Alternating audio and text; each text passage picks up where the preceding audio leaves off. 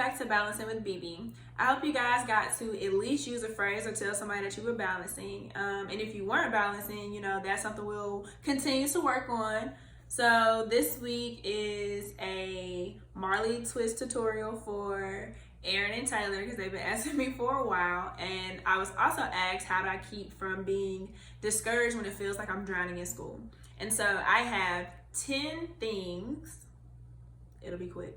I have 10 things that help me when I feel like I am just drowning in school, which is pretty much always, probably about 83% of the time, I feel like I am drowning in school. Boom, here we go. Number 1 is God. I do a lot of praying for understanding and to be a better student. Yeah, I be praying to be a better student because it's a lot of things. I think a lot of times I feel like I'm drowning solely because of me, not because of like the schoolwork or the professor, or the material. Like, it's not like the course load, the material, or the professor. I think it's just me because I like to procrastinate, and yeah, and so I think that a lot of times I really do feel like I'm drowning just because I waited until the last minute. And so something that was super manageable and not necessarily easy, but it would have been easier for me to figure out how to do it or figure out how to ask for help or go to like office hours or something than it is for me at that moment in time because I have waited until the last minute. And so I definitely feel like I'm drowning in. So I definitely pray for patience, understanding, and to be a better student. Number 2 is understanding that these folks ain't shit. So, and what I mean by this is that there are so many mediocre people in this world who are doing the exact same thing that you want to do, who have done the exact same thing that you want to do, or who have completed like the path of the things that you want to do. So for me, there are plenty of dumb lawyers in this world who made it through 3 years of law school, who took the bar and passed it, who are now partners on the partner track or own their own law firms. Okay? And so if those mediocre people can do it, I damn sure can do it because I'm not mediocre. And none of y'all are either. You're not mediocre. So, period. Like, that just lets me know I'm built for this. Like, it don't feel like it sometimes, but I'm built for this. 3 is speaking life into my situations. I have to do this for myself a lot because I'm a procrastinator. So I have to tell myself, like, Brittany, you may not understand this right now, but you are going to understand this before your exam. And it's not always you. Like, I'm not always the problem. I am probably the problem 60% of the time. But 40% of the time, it's somebody else or something else. Because just because you do your best doesn't mean you're going to do well. But, like, just because I'm here right now does not mean that I will be there later.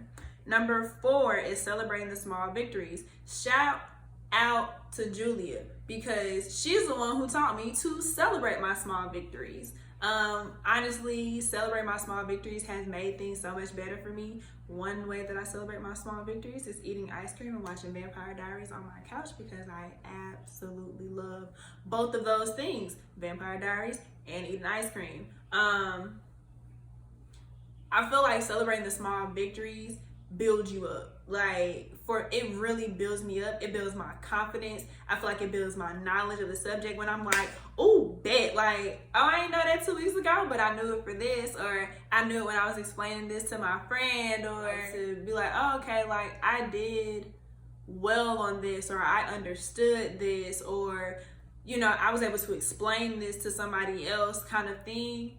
But I'm telling you, like, it really take you up some notches. Like, it be like, like, oh, okay, bet. And then when you get to the end of whatever the end of this path is, or when you get to like your exam or something like that, and let's say you don't do as well, it doesn't feel like you went from 0 to 0, or it doesn't feel like you went from 100 to 0, or whatever. Like, it feels like you just got knocked down a couple pegs. Like, you don't feel awful because, again, you know that you did your best. Like, and even if you don't do well on like that exam or whatever, you can celebrate being done.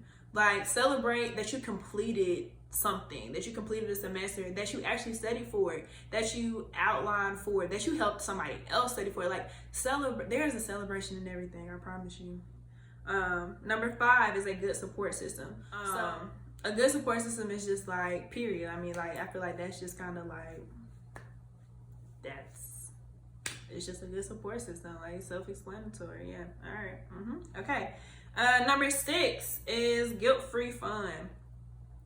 I have FOMO. I have such bad FOMO, which is why I went to Iron Bowl 2 days before my first exam. But you have to have guilt-free fun. Like, you have to do the things that you want to do and not be there like, oh my God, I should be studying, or I should be reading for class, or I shouldn't be drinking because I have to go home to read for class. I ain't gonna lie though, if you do have to go home and like do something for school, don't go out drinking, because then you're not gonna go back and do anything. I have made that mistake plenty of times. Number 7 is not beating myself up. So this kind of ties in a little bit to celebrating the small victories.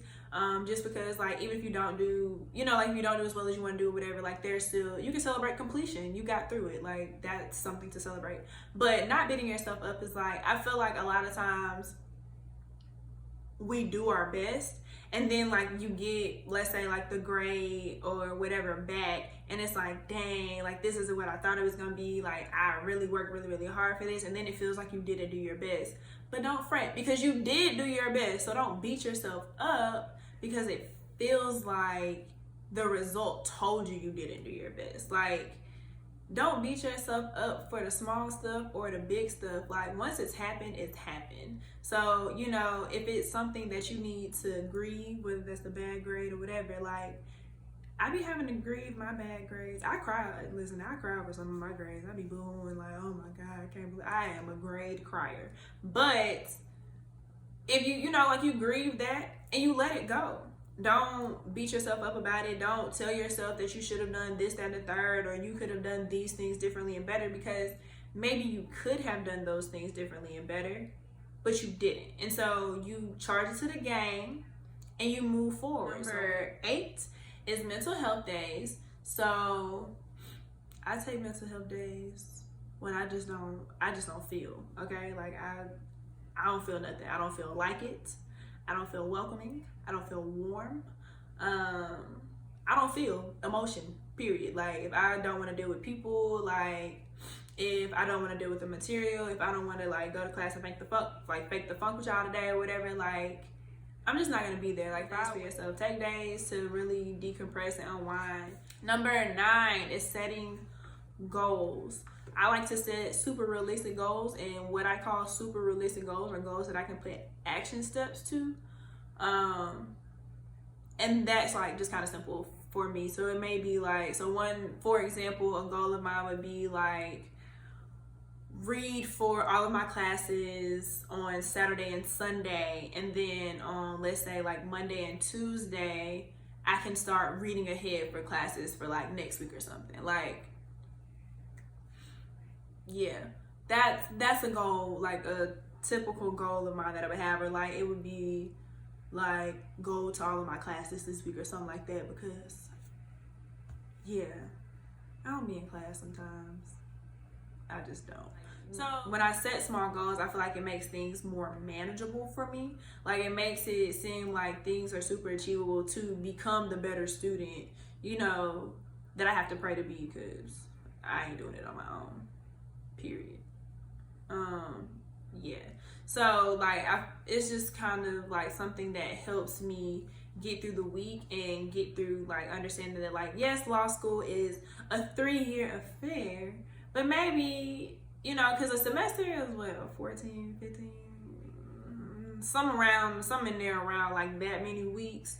So it's just kind of like understanding and like feeling like, oh, okay, like maybe I can break this down even more so that it doesn't seem as long or as bad as it is, or it doesn't seem like I'm drowning for 14 weeks. Like, maybe I'm only drowning for a day or two instead of drowning for the entire semester, and just feeling like I'm playing catch up, or feeling like this sucks and I want to drop out and this is awful and I hate it for the entire time that like I'm in these classes and stuff like that.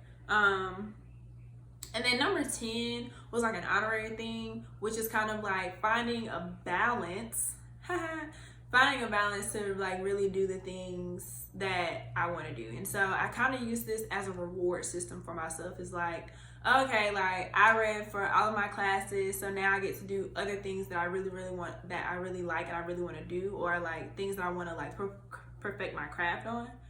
As far as these twists, let's start here. I have a mirror right here, so yeah.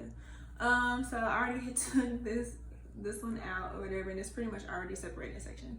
So obviously you will need a rat tail comb so you can part your hair.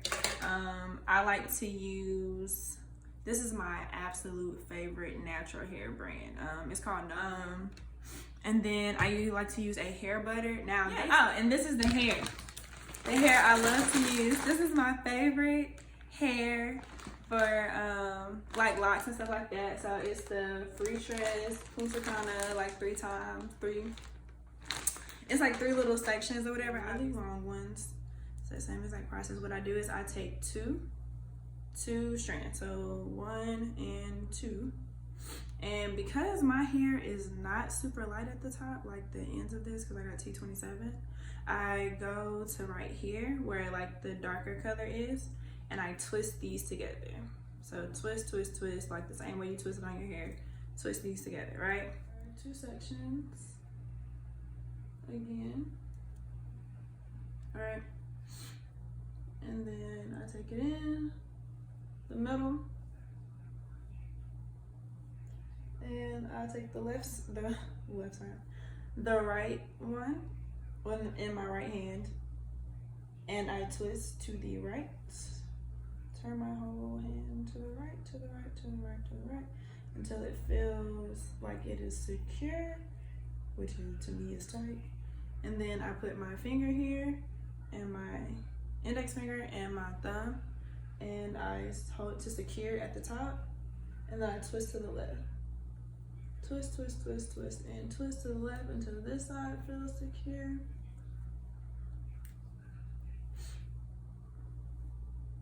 And then I re-secure.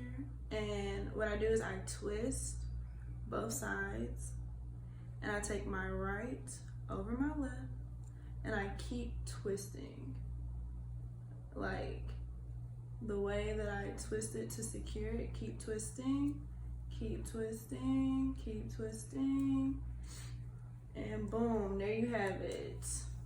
A twisted on twist hair butter to complete my hair with, makes it kind of like, so my natural hair won't stick out at the end. So hair butter, that's pretty easy to twist. And this one here. Maybe this one I want to twist more, but there's one out. And because some wood around my arms are not very long, makes it like so you're not all the way out. When I get closer to the end, I wrap it around my head.